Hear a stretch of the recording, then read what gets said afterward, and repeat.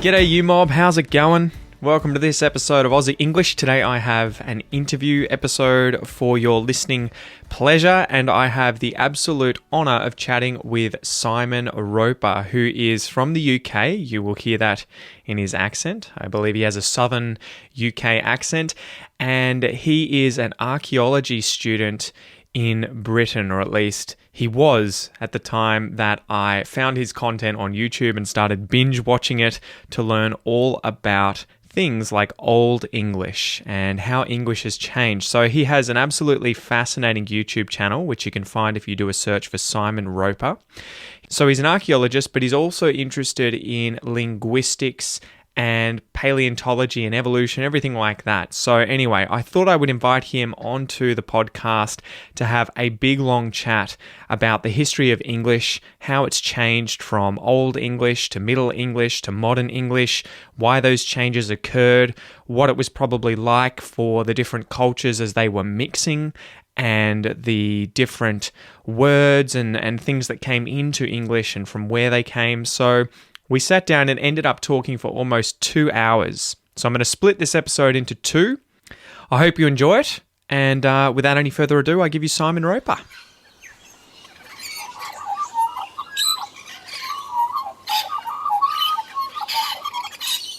With English changing, we had Old English. Where did it become Middle English and how?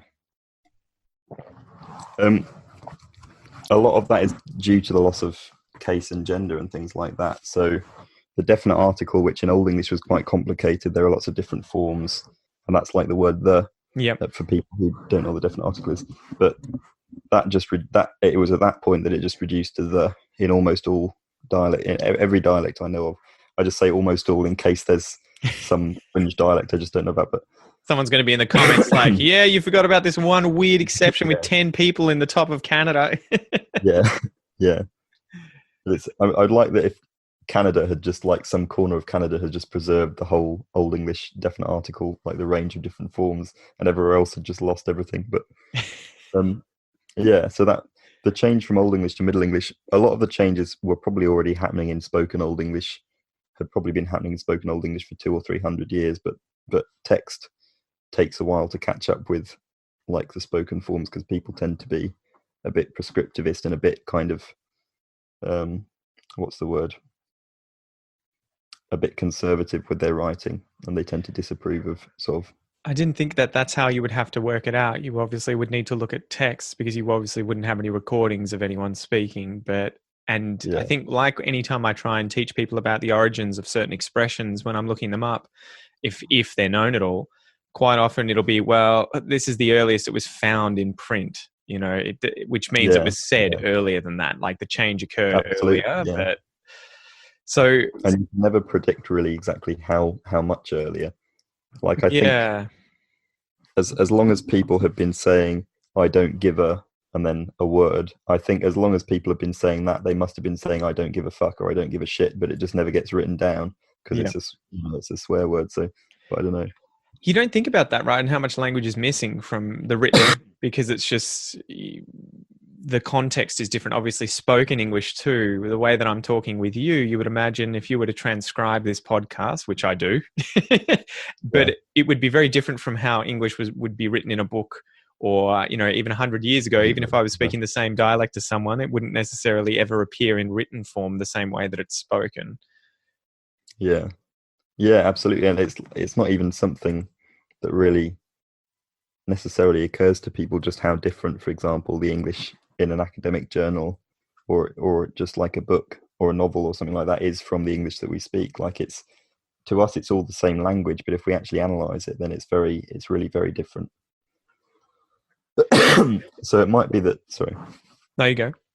I was going to say, it might be that to an Old English monk or scribe or someone like that, they didn't consider there to be much difference between what they were writing and what they were saying, but in reality there might have been quite a lot of difference. That's me in Portuguese. There are big things that you would never say when speaking Portuguese, and weirdly enough, an example would be, my wife's from the north of Brazil, so she would use the pronoun tu much more often than você, which is what they would use further south in Rio and Sao Paulo. for you, and you would normally conjugate that in most Latin languages with tu, for example, tu estás. You would put an S on the end of it, tu estás. But with você, they say você está. And so the weird thing is that when speaking, she always says tu está, or not even that. She'll just say tu tá, tu tá. But she'll never she conjugates it with the third person instead of the second. And it's a weird thing when written, it's almost never done that way. And so do you conjugate it with the normal Romance second person if it's written? Do you just I think they would. Again, I'm not a native speaker, so you'd have to go through. But there are definitely things. So there are other things like, you would use pronouns like le and when writing, but you would never really say that. So if I gave you something, I would say eu te dou alguma coisa, or eu dou para você, I give to you. But when written, quite often they can use other pronouns like le and that they just would never do when speaking. Yeah, and so it's really interesting noticing those big gaps between, because I'll be reading and I'll be like, Kel, can't I just say this? There's this thing here. And she's like, no one would ever say that. It sounds so posh. And you're like, wow, I would never know that if I was just reading Portuguese. I would just be like, this is what you say. Even words, like another one was corpulento, which means like chubby, right? So I was reading Harry Potter, and they were saying something about the Weasley boy being, whatever his name is, the fat kid being fat, and they were using this word corpulento. And I was asking Kel, I was like, what is corpulento? Is that like corpulent or something? Like this sounds like it makes me think of that. And she's like, no one would ever say that. No one would ever say that. I'm like, but it's in the book. And she's like, yeah, you can read it. Yeah. So it's funny how that happens. And that must be the difficult thing with learning these Latin or any of these languages where you literally just have the writing to go off, right? There's some things in terms of like pronunciation rather than like word choice. There are things like Poetic Meter can tell you a certain amount about how words were being elided. So for example, in the 1600s in the southeast of England, everybody would often be pronounced everybody, and you can tell that because of the way it's sort of fitted into Poetic Meter in various poems and things, and you can tell like the stress patterns and things from that. And I think the same is true of Latin as well. Like you can tell that certain things are elided in certain ways. I know Spanish has a kind of thing where if one word ends in a vowel and the next word starts with a vowel, then they kind of get blended together, like hiatus between two vowels. Like so, one example will become puestas. Exactly. In Portuguese, they do that all the time. So one example would be eu estou indo para a praia, which is I am going to the beach, which fortunately enough in English is like almost a literal translation. Eu estou indo para a praia. But then that comes out as two syllables when someone actually says it. They contract the shit out of it. It becomes like, eu tô indo para a praia, eu tô indo para praia, and then tô indo para praia. Like it just gets like squashed down completely, and all these things like they have the definite article and if it's after it's just one sound. And the same thing with like if you have the verb to be, você you'll just say você or se. And so it all just gets crushed together. And we do it in English, right? Like if you were saying, we do, what do you want to do? You'll say, what do you want to do? Like it all just gets, it sounds like one big word. And so I always wonder when we hear people saying they're speaking Latin with one another, people who learn Latin, or people even in movies that are trying to say sic atua ad astra. That was what schools I'm saying, reach for the stars. But when they say that, you always wonder, I can't imagine that would have been how it was spoken, every single syllable perfectly enunciated. Yeah, no, I think Latin must have had the same kind of, I don't actually know this for a fact, but I think Latin must have had the same kind of rules around it as Spanish in terms of like elision, or Portuguese. Like, I think different languages deal with hiatus in different ways. So like it's a situation where one vowel and another vowel collide in that way. Yeah. So like if there's a word ending in a vowel and a word starting with a vowel, like there's an interesting, I can't remember who it's by, I'll try and sort of dig it up. There's an interesting paper about how hiatus might have worked in Old English, because in German I think they deal with hiatus by putting a glottal stop. Can you explain hiatus? That's the joining of the two sounds, is it? Or the two sounds next to one another? So hiatus is a situation where one vowel and another vowel occur next to each other in adjacent syllables. So it could be if Yeah. a word ends in a vowel and the next one starts with a vowel. The Or I best think it could also example could be in English that we use Y, W, and R to link vowel sounds. So like the yeah, elephant absolutely. and you, Yeah, what's it? yeah, You ask and Australia is. yeah. That's a fantastic example. Well, everyone always points the linking R thing out, but we do it with the, like as you say, we do it with were and yeah as well, depending on the quality of the vowels involved. Well, that's But a big step in sounding much more natural, learning those things, which is ironically it why is, so many yeah, of my students want to know more about connected speech. They have to almost learn how to sound like a robot when you learn the language, like most people learning a foreign language. And then you kind of have to forget the yeah. rules or the official rules and learn Because you have to, these subtle pronunciation rules that go on. And it's almost like there's no yeah, real no one it's weird that there's no committee meeting who decided that we're going to link them with a yeah, Y sound absolutely. or Yeah. whatever. It just gets artificially Like just it's you have to understand the rules in order to break them properly, which is the annoying thing. Because like I know there were like in my first year at uni, there were a lot of Spanish speakers that I happened to be friends with because one of my flatmates was bilingual English and Spanish. Um, and I told them that when they said library, they didn't have to pronounce it as three syllables. They could just say library because it's a bit of a mouthful if you say yeah. library. Nobody really says that. And then they started February, yeah, February, yeah, Wednesday. exactly. With and they started pronouncing crisps as just crips because they found the sps cluster difficult. And Uh-huh. I said, "Oh no, you can't do that. You have to say No. crisps. Or else you mean Nobody will something understand you completely otherwise."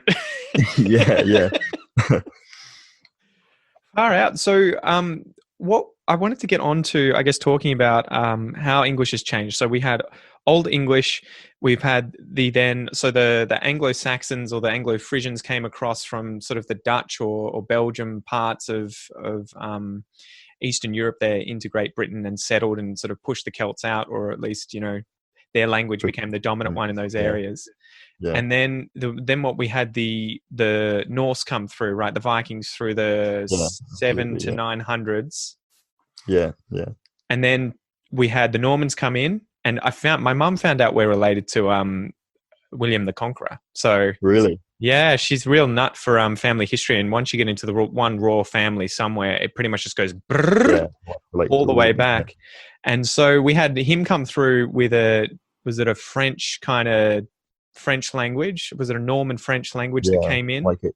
I think it's people sort of refer to Anglo-Norman as the kind of blending of the two, but I think it's like the actual any situations where they actually blended is quite marginal. I think most people just spoke English, and slowly French vocabulary started kind of diffusing Yeah. downwards, if you see what I mean. Yeah, because we've got obviously French. I mean, English is something like 70% French vocab now, but it has a German It is. understructure, and the most Yeah, frequent words tend to stay. They're all Germanic, I think, yeah, the first 200. absolutely. Yeah, But so we had that happen, and then I think it just became modern English throughout the 1500s, 1600s is when they had the great vowel shift and it changed. yeah, that was sort of the 1500s. Yeah. The stuff I was really interested in getting you to chat about was what would life have been like during, say, Danelaw, where we had all of these Norsemen coming over, repeatedly immigrating to Great Britain? What would have been the cultural setup with different languages, and how would that have That's blended to make Middle English?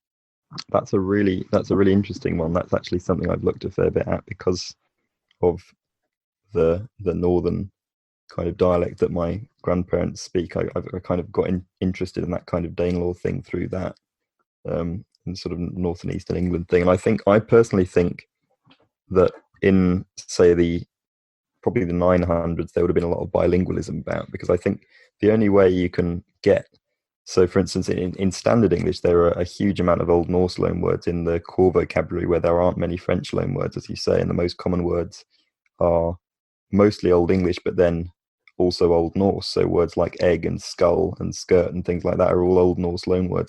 And in northern dialects, you find more Old Norse loanwords. You find a huge proportion of core vocabulary is Old Norse, and there've been various analyses, most of them done sort of in the late 1800s, trying to work out if there's any kind of pattern. So, for example, if Old Norse words were used for agricultural things, or if Old Norse words were used for landscape things, stuff like that. I can't remember exactly what they found, but I think to have that level of diffusion of Old Norse vocabulary into the core vocabulary of people, you really need like widespread bilingualism. Like not necessarily everyone was bilingual, but people were sort of marrying into families that spoke the other language and things like that, because you have even prepositions in the north of England and in the east of England in Middle English, but not so much in early modern English. You have prepositions like til, which is like the Scandinavian preposition meaning to, as in to go to somewhere. You have the infinitive marker at, which is it's been reduced in a lot of Scandinavian languages. I think in Icelandic is now ad, but it's like the infinitive marker. So It's the equivalent to of go, two. Yeah. yeah, but they're both kind of the equivalent of two in different circumstances. But you have those words in some Northern English dialects into the 20th century, and Oh, you have wow. them in like in writing well throughout the Middle English period and throughout the early modern English period. And to have that level of inclusion of that kind of vocabulary, I think you would have had to have had families that were bilingual, families that were teaching their children both languages. Well, and In that's what you would terms of expect, right? That actual, would be the most natural thing. It yeah, seems like yeah, it's sort of the null hypothesis. If you were to go about it scientifically, would be yeah, you would have two different groups here. If they're mixing and they're living in the same areas, you would imagine there's going to be some level of bilingualism. It would be, yeah, I mean, it absolutely, probably yeah. makes more sense for the null hypothesis to really be there's no difference and they both keep separate. But you would imagine that's the Well, more sensical thing, right? also, yeah, absolutely. Like there are people who think that there wasn't actually much actual Scandinavian presence and that it was mostly just landowners and things like that. But I think there must have been. I mean, there's genetic evidence. I think there was quite widespread Scandinavian actual presence of people like immigrants. Um, I think there's some evidence that the animal husbandry practices changed after the Scandinavians arrived. So there were more pigs, there was more fishing, there were more waterfowl and things like that, poultry in general.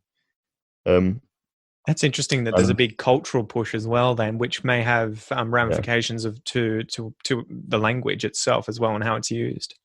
yeah, yeah. Like what was I going to say? That there's, it's weird because there's not really, aside from sites where Scandinavian sort of armies and things camped, there isn't much. It's quite hard to differentiate Anglo-Scandinavian people, like Yeah. ordinary people, from Anglo-Saxons in the archaeological record, even though there must have been lots of people who spoke Old Norse.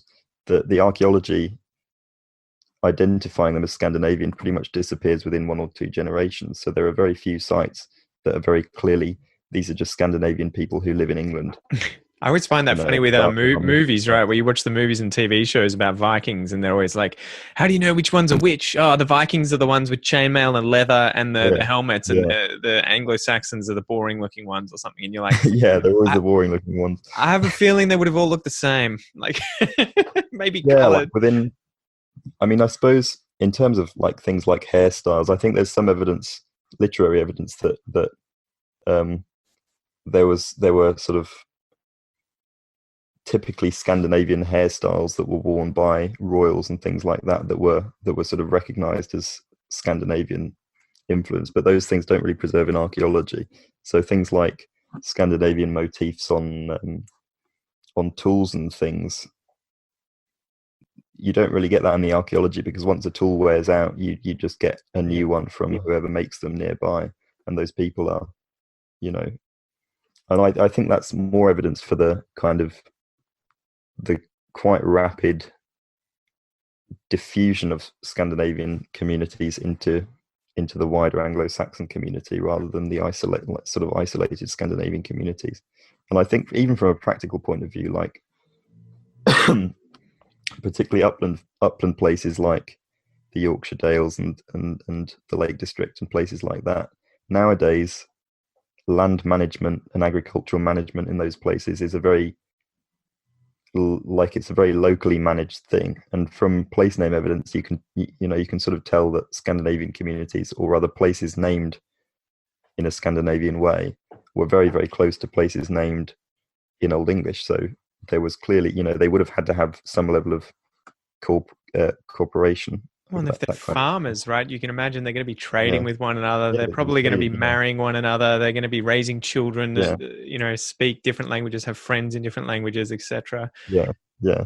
But what was the main difference for the adoption of a great deal of Norse language, but not in terms of Celtic language? Because I think you covered that in one of your That's videos, a saying really that. interesting one. Yeah, like the lack of inclusion of Celtic.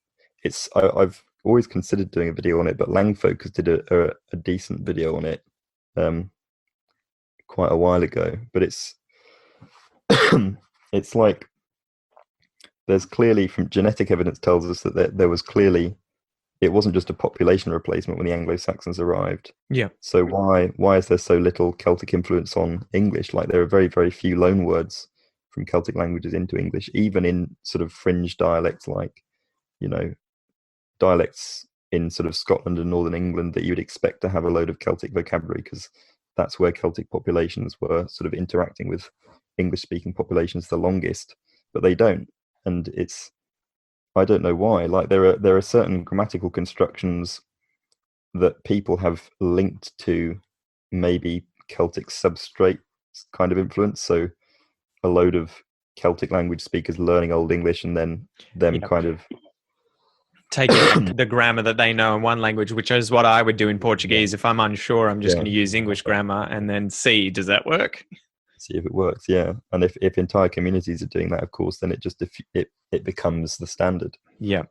So, but then those constructions tend to appear quite late on in writing, and some people so like 1500s, 1600s, when really by all rights there should be no one speaking.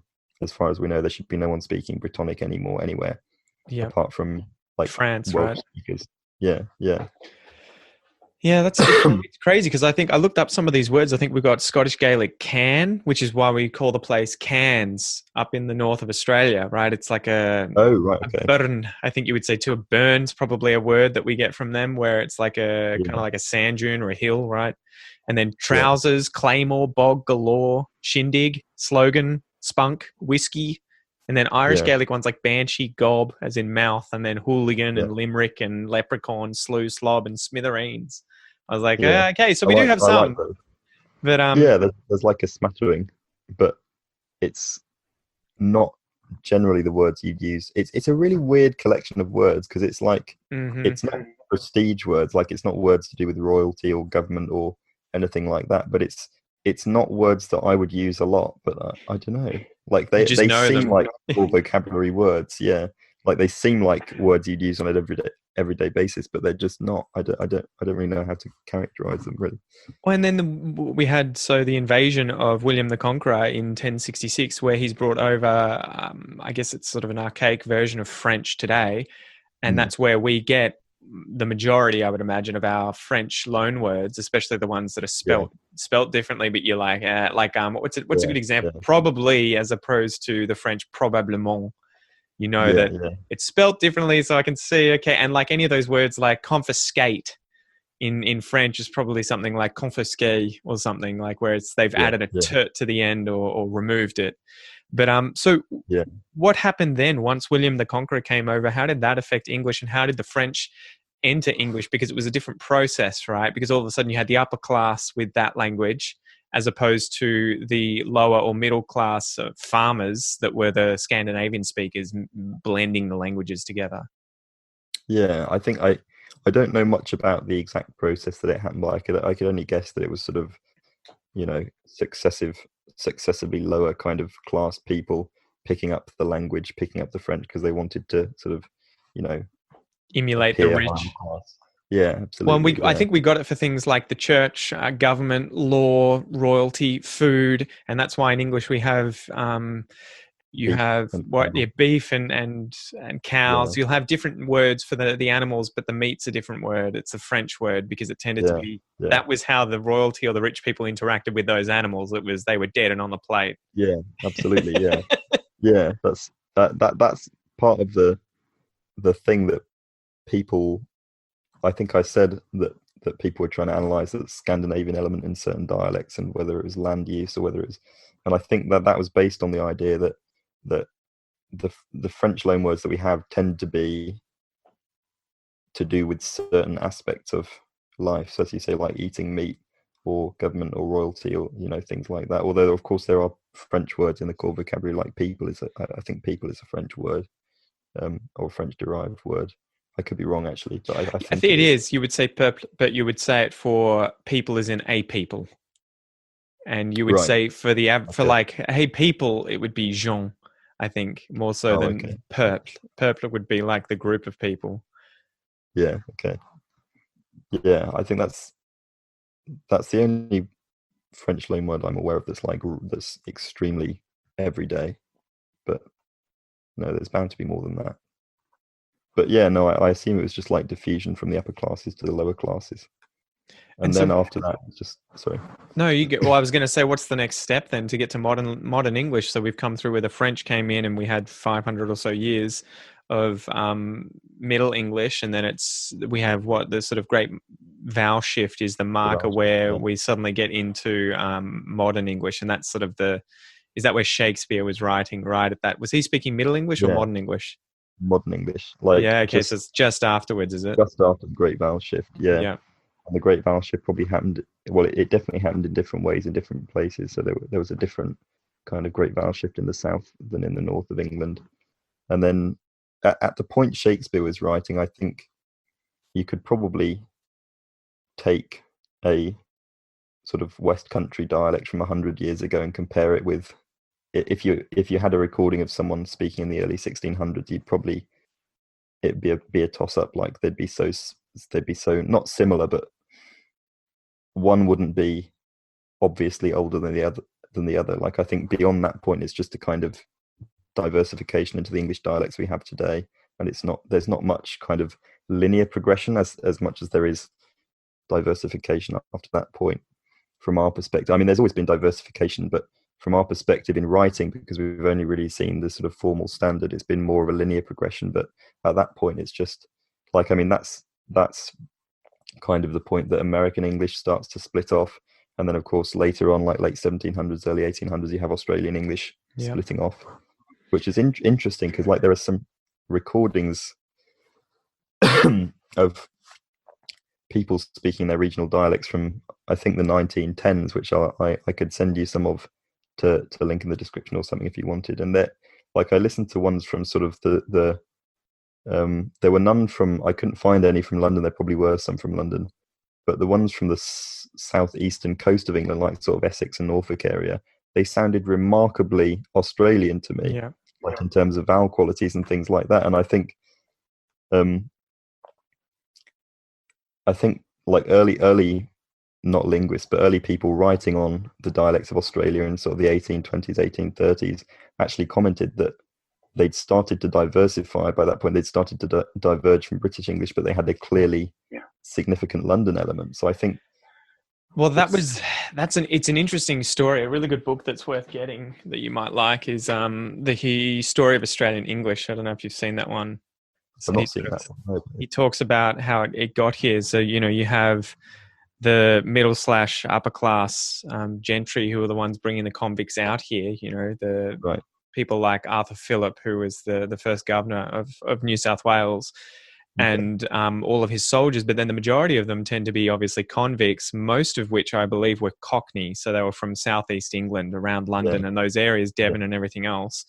And they were the lower class, so they would have had the Cockney English that they spoke, as well as flash language that they talk about, which is the sort of thieves' language, all the slang that they used that was related to stealing and the underworld effectively that they brought over. And then you also have a whole bunch of Irish, a whole bunch of Americans, and I think you even had 12 African descent convicts that were brought over. And so there's this huge mix. And I was looking into it and just thinking, how amazing must it have been the first generation of quote unquote Australians, at least European Australians that got here, and watching them develop their own dialect of English, because you literally have, a small population of, I think, about 2,000 people in a very small area, and they all speak with different accents, or at least all the adults that were brought there later in life, and the kids have to kind of work out we're all the How next am I supposed to generation. speak? Well, we're all born. We're all, and you know what kids are like at schools, right? You end up with your own slang words, your own jokes. Yeah, The in group is usually the children. They blend with their parents a little bit, and they get a bit of influence, I would imagine, language wise. But I would say that the majority of the way in which I speak is probably a result of my peer group at school, same. at Yeah, university, than it is my yeah, parents per se. And so imagine how much that first generation, especially, would have really changed. yeah. It must, like, I think that's the thing is, because it really surprised me to read the the thing about um, the thing about people noticing by the 1820s that there had already started to be a divergence. But it makes sense because a lot of the time where you get a lot of linguistic diversity, that happens because there are people of so many different language varieties meeting each other.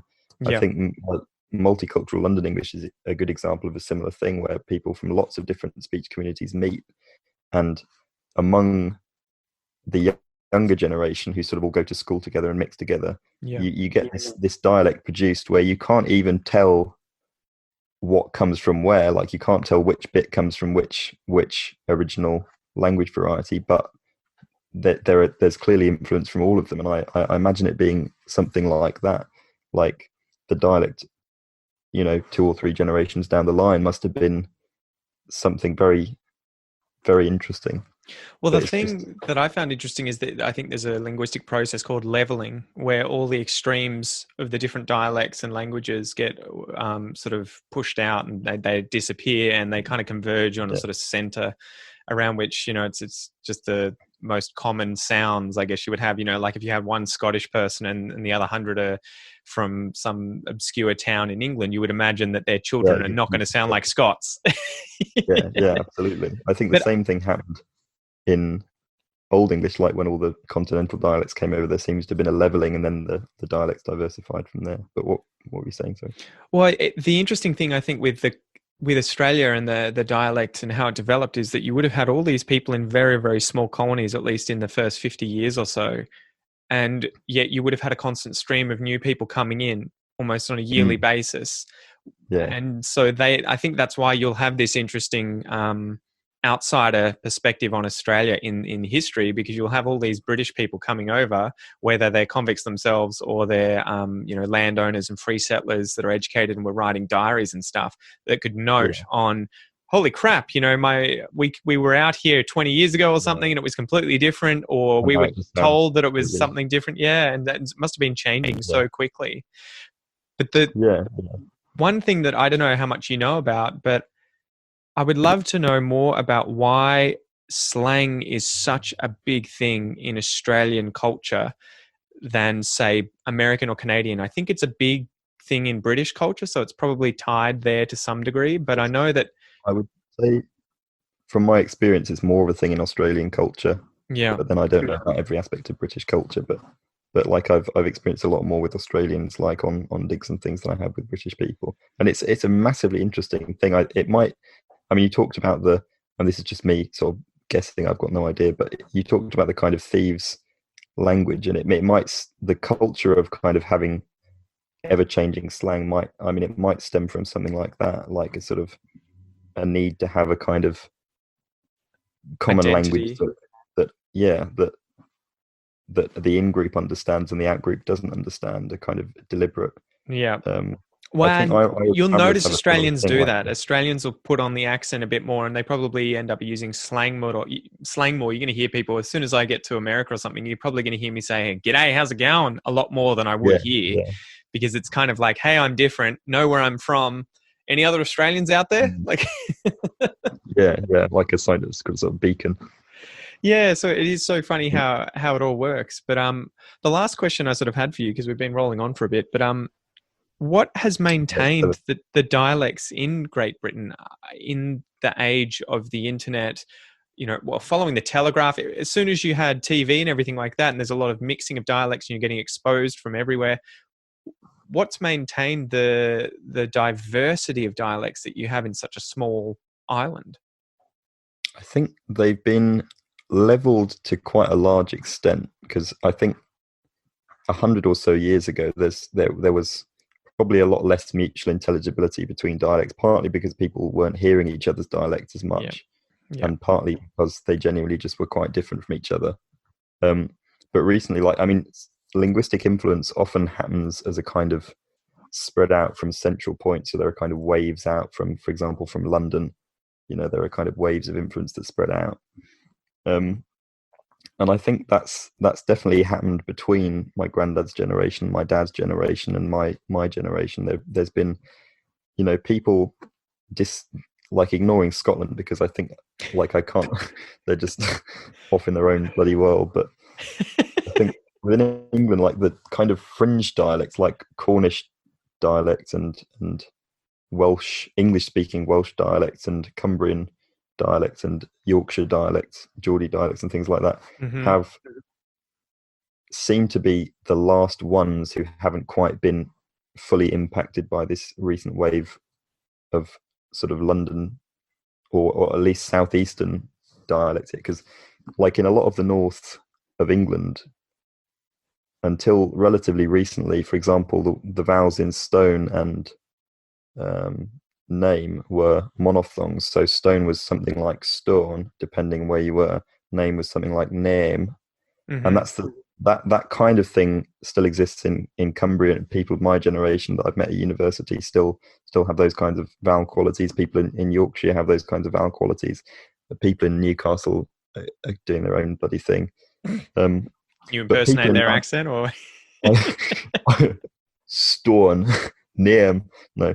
But people in, for example, Manchester, where those vowels would have been monophthongal until quite recently. People of my age in Manchester pronounce them as diphthongs now because of this wave of London influence.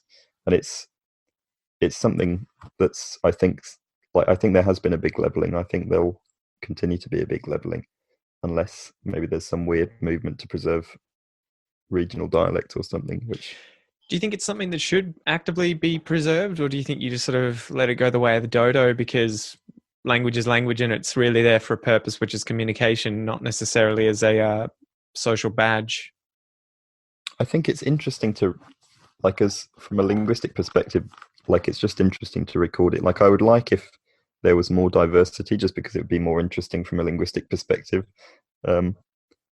It would be cool to kind of, and I think people would see value in there being, and they're having their own local identity. I hope it wouldn't cause too much kind of in-group, out-group kind of aggression. I don't see why it would, but it would be nice if they were preserved. But if people don't want to preserve them, then they won't be preserved. That's the thing.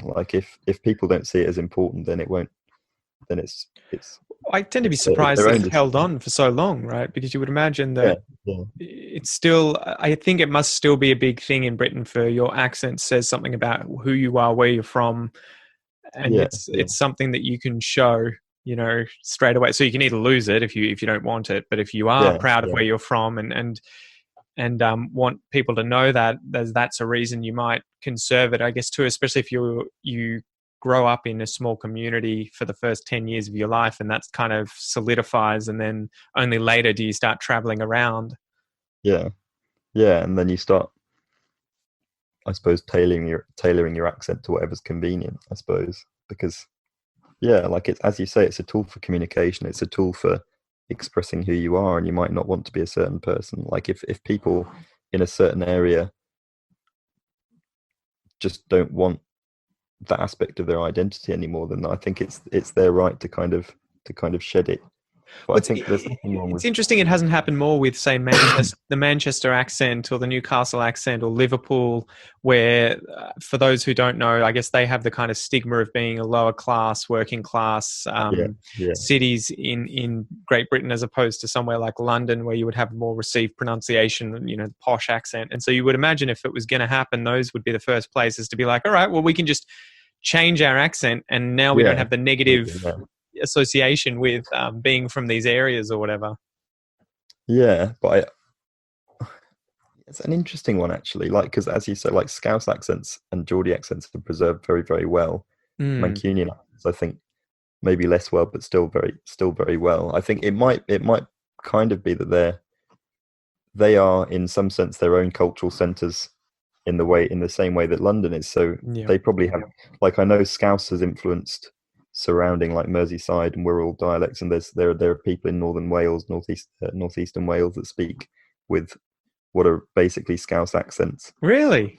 Just from that influence, and it's clearly something that's come from the city, because a lot of features of Scouse are very obviously Irish, sort of come from Irish features like lenition and things like that, certain vowel qualities, which comes from migration to Liverpool. So it's clearly an outward wave that's spread. I don't know much about that in terms of Manchester, or I think Newcastle pretty much that's just a variation of the northeastern kind of dialect continuum. I don't know that that's like a wave of influence situation, but yeah, it might just be because they're their own kind of centers of influence, but I don't really know what makes something a center of influence, so I don't know if that's meaningful. I don't know.